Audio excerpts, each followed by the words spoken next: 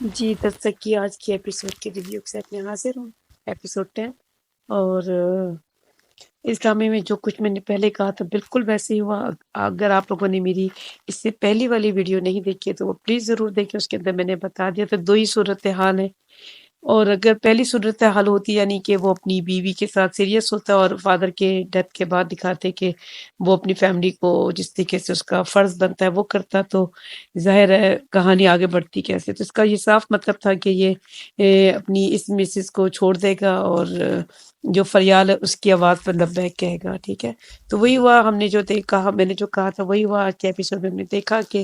جو اس کے فادر کی ڈیتھ ہو گئی ہے اور وہ جو پہلے دن ظاہر ڈیتھ کے بعد ہونا تھا وہی دکھایا کہ وہ پچھلا یاد کر رہی ہیں، اور ایک سوگوار کا ماحول تھا، اور جو سارا اپنی باپ کی ڈیتھ پر آئی ہوتی ہے وہ واپس چلی جاتی ہے، بیٹا اسے جو بھائی ہے اس کا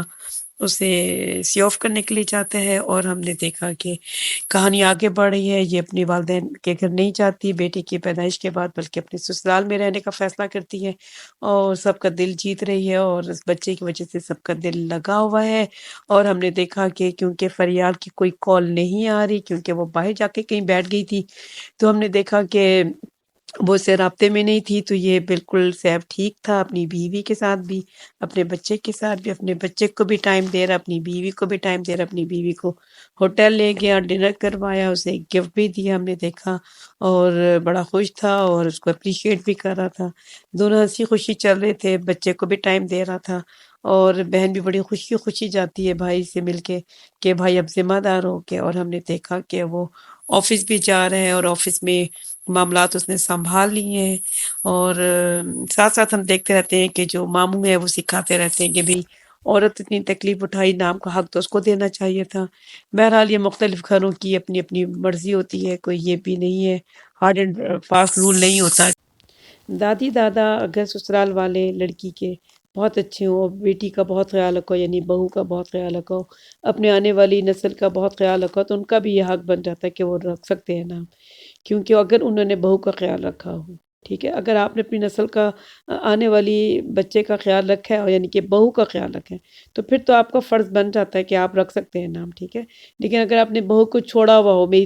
مطلب یہ میرا پوائنٹ آف ویو ہے، اگر آپ نے بہو کو پوچھا ہی نہیں ہو 9 مہینے اور بعد میں آپ کہیں کہ نام ہم نے رکھنا ہے، تو بھی کس حساب سے آپ نے رکھنا ہے؟ آپ نے بہو کا خیال ہی نہیں رکھا، آپ نے اس کے آرام کا خیال نہیں رکھا، آپ نے اس کی خوشی کا خیال نہیں رکھا۔ تو یہاں ہم دیکھتے ہیں کہ اس کے سسرال والے اچھے تھے، تو اگر وہ بھی نام رکھنا چاہیں تو کوئی بری بات نہیں ہے۔